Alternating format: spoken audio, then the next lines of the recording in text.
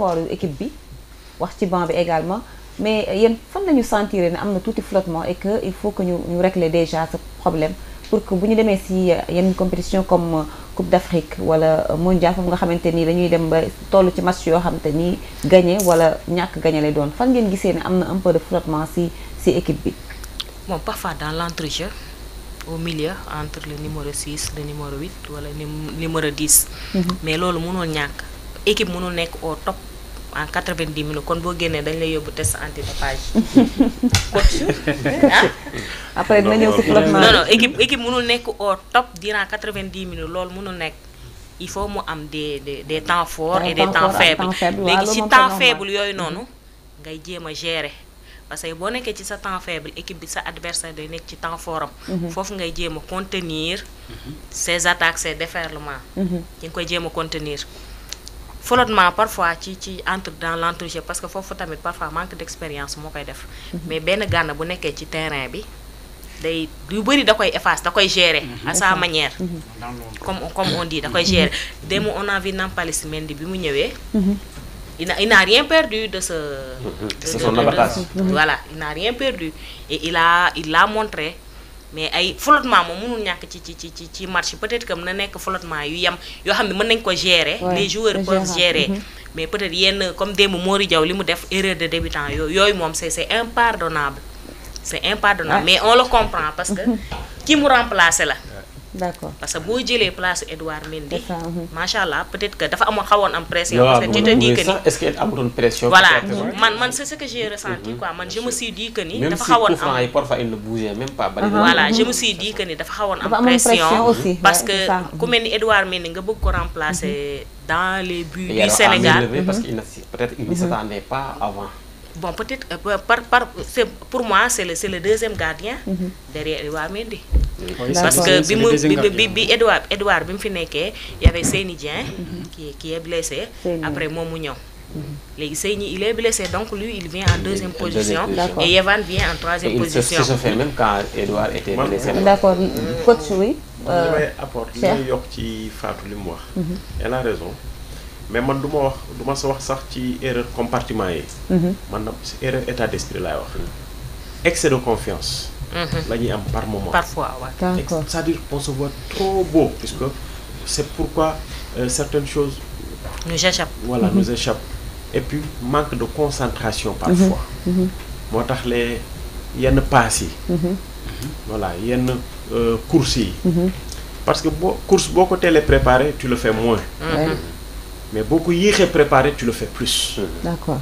Voilà comme li waa ji li wax naan qui peut le plus. Peut le moins. Peut le moins donc il faut nga koy teel a préparer.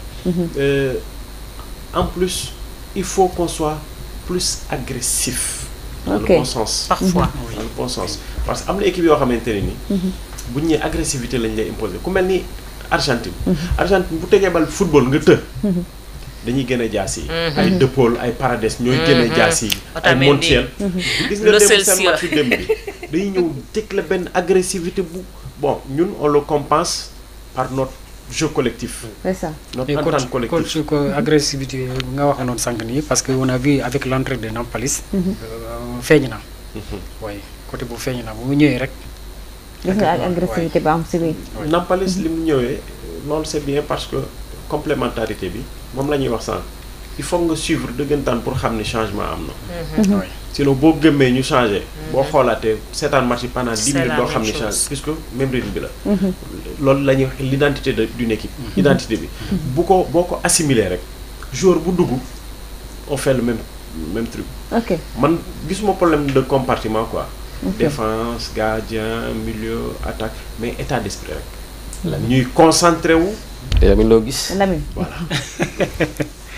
bon man faa yu may gis maanaam côté attaque man foofu moom il faut ñu suñu attaquant ñu doon ay attaquants yoo xamante ne yu réaliste parce que y a des choses yoo xamante ne pour libérer le peuple il faut des buts pour libérer même les joueurs il faut des buts maintenant on a vu Nicolas Jackson qui était je ne sais pas selon ses déplacements je ne sais pas il avait des difficultés mais on a vu la majeure part des Sénégalais ñu bëri ñu ne est-ce que Nicolas Jackson am na place non ñu bëri ñu koy interroger Fatou yow xamante yow foofu nga nekkoon sur le terrain on a vu que Habib Diallo comme coach kii Cheikh lu mu waxoon sànq.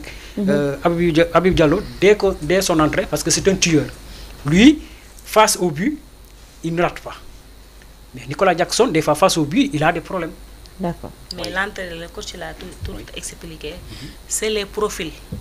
Profil joueurs yi xam nga tey benn renard li ñuy wax renard de surface. Renard de surface oui.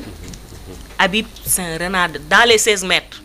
Il est très bon au pied et à la tête bu dee bal boo ko jox ci bopp bu cadré wul gardien bi dina sonn comprendre par rapport ak Nicolas Jackson mooy li ma la wax Nicolas Jackson parfois il va plus vite que la montre ou bien il est dafa waaw léegi mooy waxoon naa fi garab man la Nicolas Jackson dafa war a def benn liggéey en aparté moom travailler sa vitesse et son parce que il a déjà ce que li ñuy laaj ci attaquant am na ko mooy le gabarit te léegi boo xoolee voilà gabarit bi non la taille parce que léegi boo gisee attaquant yu bëri c'est ça mais Erling Haaland kenn mënu ko tee te ñu bëri dañu foog ne c'est un attaquant comme genre Peter Crouch yooyu day taxaw rek il est fixe non day wàcc di yéeg tey jii booy dawandoog moom bu la wiccaxoo fële ngay dali. waaw c'est un joueur très fort quand même. non c'est ça non booy dawandoog moom bu la wiccaxoo le défenseur wéeru ko dalay wiccaxoo nga dali fële. nga gis ci limite. léegi ma ni Nicolas Jackson dafa war a def benn liggéey en amont maanaam moom il doit travailler en personne travail boo xam ne moom moo koy defal boppam. pour boo duggee ci terrain bi ñu xam ne yow mi yaa ngi liggéey. j'ai dit que ne tout de suite Moussa Niakhaté dafa changé. à 360 degrés. léegi da ngay gis il fait moins d'erreurs parce que da ko liggéey parce que pour nga nekk ci poste boobu noonu titulaire il faut que tu fasses moins d'erreurs. Comment il s'appelle encore Pape Matar Sarr il a changé. Oui. Mais c'est comme ça parce que da ngay évoluer milieu bi ngay évoluer gis nga léegi football. C'est à 180 degrés lay daw. boo yéexee yow ci sa bopp boo deful benn travail bi en amont. gars yi dañ la fiy bàyyi de duñ la teg ci banc bi dañ lay jaay wala ñu abale leen am na ñoo xam gis nga fi yenn joueurs yu bari chaque année ñu abale pourquoi parce que travail bi ñu war a def ñoom personnellement ils ne le font pas et ce que Jackson doit faire il a le gabarit bi am na ko xam la moo des tueur maanaam bal bi yow soo ko amee nañu xam ni camp yi fees na comme ni Inzaghi di waxee bii bi nu ma ko dugalee baax na mais xam nga luy problème man sama bii bi ma gën a mooy bi laal caax yi non mais c'est ça il faut nga waaw man moom foo bëgg a ñëw ci il faut mu def fi ñu war a progresser mooy pour man mooy sortie de balle yi c'est pas encore trop fluide parfois bu ñu taxawalee deux joueurs ci wetu surface bi sortie bi day xaw a difficile ok ak aussi sur le plan défensif côté wu El Hadj Malick Diouf c'est quelqu'un boo xam ne il attaque beaucoup quand on joue avec des équipes yoo xam ne ñu la ëpp doole ça peut aller mais avec des équipes de même force on peut avoir parce que boo seet le contre le Congo ñoom bu ñu ciy nekk foofu lañ doon jaar sur le côté de El Hadj Malick Diouf le deuxième but waaw léegi nag maintenant c'est coach daf cee war a travailler bu yéegee mu am milieu bu compenser foofu bu ñu dajee équipe bu mag xam nga comme ni li may wax El Hadj Malick Diouf da ngay xool parce que mooy li ma la joueur il faut nga am métier vécu xam nga moom dafa jógee championnat kii la jógee Serbie mooy foofu la jógee je crois non kii la Dinamo voilà foofu la jógee léegi tey tu viens en Angleterre sur le ranking UEFA Angleterre moo nekk ci kaw premier championnat sur le ranking UEFA Angleterre maanaam mooy championnat bi gën a kawe foofu la ñëw il va apprendre peut-être que mooy li ma wax am na travail bu mu war a def moom tamit xale la mi ngi doog ñëw ci benn milieu boo xam ni yaa tout waxuma personnellement moom sax parce que lui mooy li ma wax mooy erreur yi muy def dafa noonu defut erreur su footballeur boo gis dafa am équipe bi li nga koy indil ak loo ko mënta indil mais loolu la mooy moom offensivement ñëpp xam nañ comme Marcelo au Real Madrid boo ko yaakaaree défense c'est pas ses points forts maintenant équipe dafa am compensante c'est-à-dire dama ne quand il attaque dafa am milieu bu compensé sur le couloir bi muy nekk dafa am milieu boo xam da nga war defa coulisser au moment où bal bi di perte ba muy replacer wu ñu di ko dimbali contre le Congo avant ñu koy xam ngay jaar nañu fa 3 fois mais la dernière fois c'est pas la dernière fois c'est Koulibaly qui a compensé. C'est ça, mais c'est pas lui, ça c'est ça. Est-ce que laa wax ni c'est tactique laa lay wax. non mais est-ce que mais loolu laa mais dama ni la oui. moom laa lay wax ni dama loolu foofu laay ñëw. damay ñëw xam nga latéral moderne yi comme genre Marcelo. exactement il faut être très vif et vivace. boo yéegee da ngay wàcc parce que bal bi du taxaw. d'accord moom foofu laa lay wax moo tax man la da ngay liggéey gis nga Semedo bi mu nekkee Barcelone. loolu moo doon yàqal Barcelone parce que moom bu yéegee offensivement il est fort mais replacement bi moo yéex. moom bu yéegee day wàcc de. d'accord moom El Hadj Malick parce que il fait des va-et-vient. mais wàcc bi moo yéex. parce que chaque jour bu yéegee balaa muy wàcc day fekk bal bi dem na. foofu laa lay waxee moo tax ma la déséquilibre. mais léegi waay. li indi loolu. mooy ni ñuy jàppalee Crépin. sur son côté. jàppale wuñu ko ça je l'ai remarqué. c'est-à-dire c'est même pas les défenseurs axiaux qui viennent compenser mais il doit y avoir toujours soit un excentré ou un milieu de terrain. bu yéegee nga taxaw xaar moom kese mënut a régler en cas bu ñëwee parce que. comme li Dia dafa wax lu am solo loo xamante ni c'est du paradoxe mais nuance la.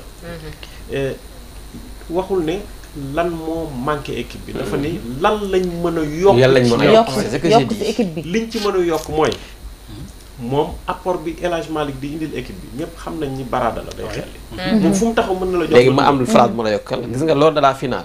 Sénégal Égypte. Abdou Diallo dafa ne bi ñu ko laajee mu ne dama doon préparé xam naa ne. Saliou Ciss c'est pas à lui de marquer moo Salah et pourtant Saliou Ciss moo nekkoon côté Salah mu ne parce que on connaît les qualités de Saliou Ciss c'est pas défensif offensif lañ ko soxla c'est ce que j'ai dit pour El Hadj Malick Diouf ñu xam ne c'est pas à lui de défendre tout le temps non sur le côté maintenant li loolu Abdou Diallo waxoon quelqu'un ci équipe bi xam ne c'est à lui de compenser parfois di dimbale xale bi parce que Krépin Diatta boo gisee muy défendre bu baax parce que gars yi dañu compenser foofu. ok mais ça ne se fait pas sur son côté. non mais est-ce que coach est-ce que c'est pas le rôle du coach de régler ce problème parce que des fois su amee manquement boobu c'est-à-dire c'est le coach lui-même de recommander réorganiser le milieu de terrain pour ça va me permettre ñu poser waale sax même question bi parce que instant bi bés est-ce que lan la ñu war a si point de vue de l'agressivité est-ce que Sénégal tey jii pare na. pour dem dajawaat yeneen équipe yoo xam te ni ay équipe lañ yoo xam te ni elles sont plus agressives et tactiquement complexes est-ce que Sénégal pare nañ également pour dem ci genre de rencontre. L'équipe est prête tactiquement. parce que équipe boo xamante ni boo dajee bloc bas. dañ naan 2015 lan moo tax jël ñu Coupe d'Afrique. bloc bas c'est ça. kese moo ñu ko xaj. parce que Cameroun ñëwoon na josé ñu. ñu football 30 minutes Cameroun xam ni Carlos Queiroz xam ni kii mënuñu koo dóor. mu def bloc bas. dañuy yóbbu à l'usure ñu dem tir au but. c'est ça ouais. Pape Thiaw léegi xam na ni ñëpp actuellement 90% de nos adversaires en Afrique ici bu ñu dajee ñoom. bloc bas la ñuy tegal c'est ça oui. lan moo tax Côte d'Ivoire dóor ñu. bloc bas. donc c'est ce bloc bas là on a trouvé cette solution. maintenant problème d'agressivité bu amee da nga koy compenser puisque on n'est pas né agressif. on le devient. c'est un travail en amont comme ni mu ko waxee léegi. pas en aval. c'est un travail en amont qu'il faut apporter. maintenant boo ko amul bu ñu demee ba ñu dugg ci biir match bi amoo ko. am na noo koy compenser. mooy nan. mooy être collectif. faire un jeu fluide. Espagne n'est pas agressif. Mais boo agressif tu deviens ridicule même contre l'Espagne. mais c'est vrai boo jouer de manière agressive avec Espagne tu deviens ridicule. parce que le jeu est fluide. La France l'a tenté et là tu deviens ridicule. D'accord. Donc là actuellement il faut qu'on essaye juste comme li Lamine Diédhiou wax sànq. faire comprendre aux joueurs ils le comprennent même. parce que ñoom ñoo ñu ko gën a xam. voilà mais fàttali leen ne ni ñuy jàppalee Krépin parce que ñoom ñëpp. conscient c'est un problème de conscience. inconsciemment ils se disent que. du latéral c'est ça il faut ñu ñëw dimbale ko. loolu laa lay wax loolu. non mais parce que xam nga ils se sont dit que ni Krépin du latéral. il l'aide tout le temps mais dans leur tête aussi ils se disent que ni El Hadj Malick un latéral de métier. comprendre nga comme tu as dit sànq nuance boobu noonu. moo tax man la comme sànq Lamine li mu wax coach bi moo leen di wax ne leen dee leen ko dimbali. c'est ça bu désaxé c'est ça na am remplacement loolu c'est le travail aussi du coach mais dans la tête des joueurs comme le coach l'a dit Crépin du latéral. mais Malick est un latéral de métier. c'est ça.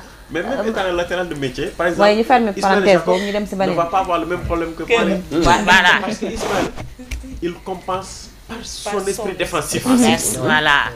ki nekk ci kanamam danaan sa waay mënul xelli comme El Hadj Malick maa koy defal. kon dama koy jiitu moom mu topp sama ginnaaw. c'est vrai. alors que Malick da lay jiitu. loolu la loolu koy problème bi. D'accord. loolu mooy indi déséquilibre bi. D'accord. on termine cette fenêtre ñu dem si beneen moom mooy ñu dem ci li nga xam te ni nag moom mooy classement bi ak les équipes qualifiées. acca ñu dem régie bu nekkee yemb nañu dem si 9 élus yi les 9 équipes heureuses ñu ngi noonu Fatima sa ginnaaw. Voilà. Sénégal la. Cap-Vert le Maroc.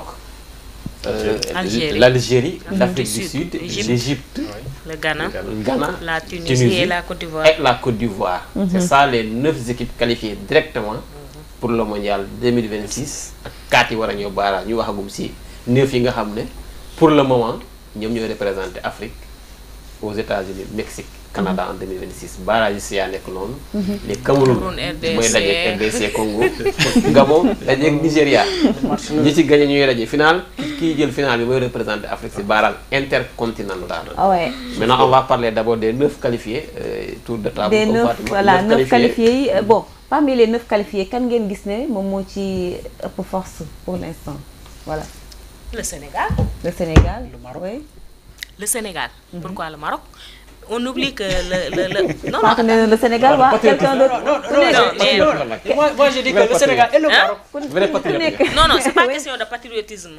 On parle en termes de statistiques. Oui, de performance. De standing. De standing, d'expérience. Ok. D'expérience, n'oublions pas. Parce que Maroc, boo gisee mu ñëw jël première place africaine bi, c'est parce qu'il a été demi-finaliste au mondial.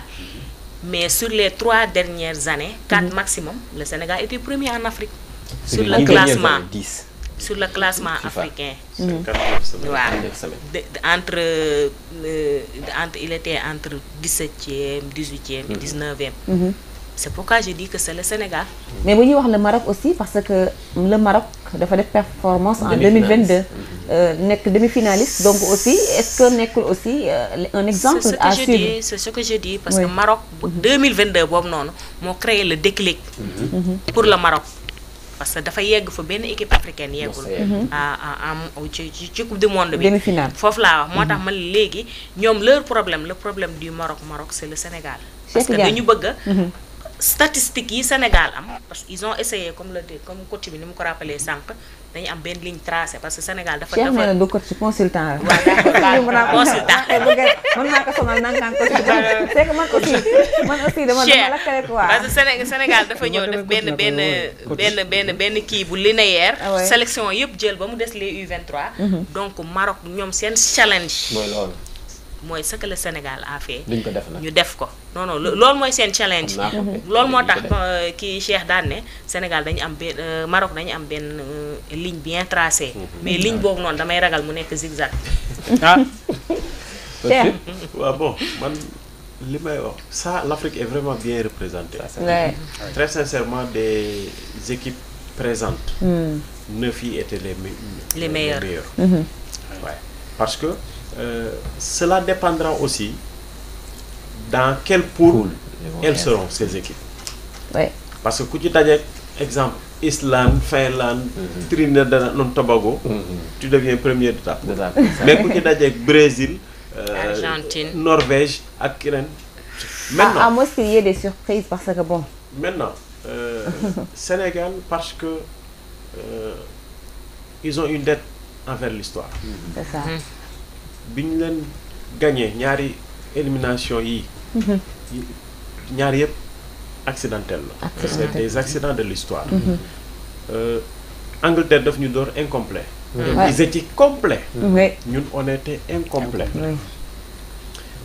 Colombie door ñu carton jaune cumul de carton carton la ñu door en Russie en 2018 donc booy ñëw gis failles yooyu yëpp avec une équipe très renforcée maa ngi koy wax Diassé ma ne ko la meilleure équipe de l'histoire du Sénégal c'est l'équipe que la Côte d'Ivoire a battue en 2023 mais l'équipe actuelle est meilleure que l'équipe que la Côte d'Ivoire a battue. Ce qui veut dire qu'on n'a jamais eu une formation aussi forte.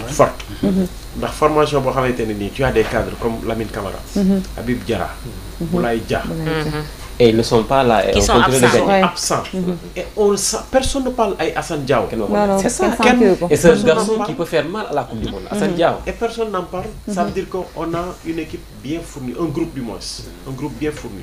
Maintenant, le Maroc aussi, le Maroc va permettre à l'Afrique de briser le plafond de verre.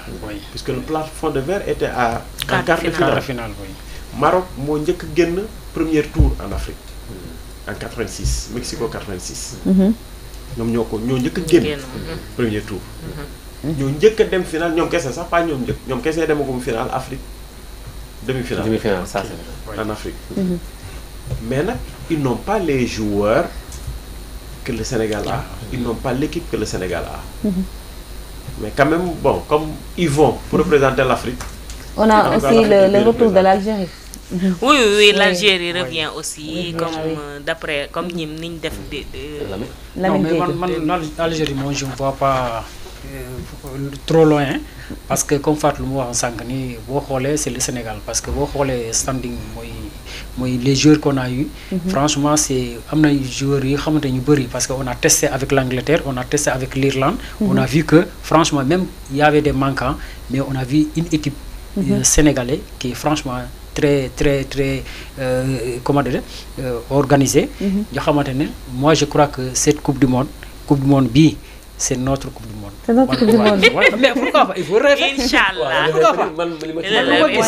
rêve est permis. Oui, mais il faut rêver. Même il y a le Nigeria aussi. Mais le Sénégal, l'équipe du Sénégal, c'est l'équipe à battre. Parce que l'Argentine insiste pour un jeu amical, mais nous devons voilà, c'est une manière de jouer. Parce que xam nga légui ñuy saluer qualification suñu dëkkandoo yi Cap-Vert. Parce que tous les équipes qui sont là yépp mos nañ qualifier Coupe du Monde. Cap-Vert c'est les premières qualifications. Donc félicitations à eux. Amuñu expérience. Waaw équipe pays bu ndaw nenañ ça sera le plus petit pays à participer à la Coupe du Monde. À part le Qatar. Voilà, équipe bu ndaw la bo xam vraiment c'est félicitations à eux, ils ont réussi. Maintenant, les matchs qualifiés Coupe du Monde, qualifié Coupe d'Afrique. Ouais, mais c'est moi parce que compétition est beaucoup. Voilà, mais c'est parce que compétition est beaucoup. C'est ça. Voilà, mais est-ce que le Cameroun va se qualifier? Bon, c'est des matchs à couper, hein. C'est des matchs à couper parce que sortir première en Afrique parce que 4 yoy kenn rek mo ci dem barrage. Barrage intercontinental c'est le problème parce que bo fa démé dang fay fekk équipe Amérique du Nord, équipe Amérique du Sud, équipe Océanie ak ben équipe asiatique. Ñoñu nga fay dajel. Té les latinos rek bo gissé sen jeu. Ils sont agressifs mais ils sont très techniques. Ces équipes là peut-être chance bo amone chance parce que faut bo neké classement FIFA ki raw classement FIFA il va attendre les day xaar. Demi-finale lay fu bari xaar. Par exemple Sénégal TFI buñ démon barrage buñ rombé barrage buñu démé fofu nonu barrage dañuy xaar. D'accord. Parce que parce que suñu classement FIFA permettre nañu ko way nak ñun bay nañ ko gaay bo non mais moy lu ma wax xam nga amali ma wax légui Sénégal comme niko xalé di waxé Sénégal légui bém ma ngi ci ben commentaire Facebook mu na wa légui Sénégal dafa neex trop parce que da ngay qualifier Coupe d'Afrique sans problème nga qualifier Coupe du Monde sans problème. C'est ça. Légui lool day wañi pression parce que légui xam nga la ngay def tu prépares les compétitions parce que dafa teglo CAN bi c'est en décembre janvier la Coupe du Monde c'est en juin donc do am temps wu noppalu wala ngay concocter wat ben équipe demb l'entraîneur adjoint de Pape Thiaw Teddy Pellerin mi ngi wax ni ñu ngi suivre nos 46 il a bien dit 46 joueurs à travers le monde manam Sénégal c'est pas les 26 que c'est il y a d'autres joueurs qui sont à comme les Habib Diarra et autres mais il y a d'autres jeunes comme un certain Ousmane qui commence à briller ñi leen di top et nos sélections de jeunes nos jeunes joueurs les U17 les U20 qui sont un peu partout en Europe ñooñu tam da nga leen di top parce que boo leen toppul comme ni ngay wax dañuy réer da nga leen di top di leen fàttali que ni yéen ñii bu ñu demee yéen ñëw ci sélection bi donc ñoo ko tamit da nga leen di top li nga wax noonu pour conforter ko c'est-à-dire Sénégal gis naa benn article en Afrique mu ne le Sénégal est le seul pays africain qui n'est pas encore qualifié en Coupe du Monde et se prépare pour la Coupe du Monde. Mais c'est ça, pourquoi? Parce que... C'est ça, parce que on avait ficelé benn match amical contre le Brésil. date boobu noonu moo nekk date barrage. te qualifié guñu woon. C'est ça daal di ça li Fatou wax sax dañu commencé xam suñu bopp. commencé wóolu suñu bopp. parce que xamoon nañ ne on va se qualifier. léegi yàlla àndee. parce que xam nga les joueurs même parce que en conférence de presse d'avant match Gana a dit parce que Mauritanie dañ ni match bi 11 contre 11 la. non voilà il a dit dañu juum. on sera 12 contre 11. Voilà parce que public boobu dafa am apport. mais ñoom les joueurs ils sont conscients parce que comme li ma la wax keroog tey joueurs yi dañu bëgg am palmarès. bu rafet nekk des légendes. C'est ça. te légende boobu noonu yow yaa koy liggéey. donc yaa koy liggéey sur le terrain. ok moo tax ils se sont dit que ni qualification bi du leen rëcc même si c'était face au Brésil laa la wax. face au Brésil man xam naa ni Sénégal dañ ciy génn di yàgg dañ ciy génn parce que il veut réécrire comme Koulibaly laa dit nous voulons réécrire l'histoire du football sénégalais. C'est important. xanaa ñu dem aussi si après barrage.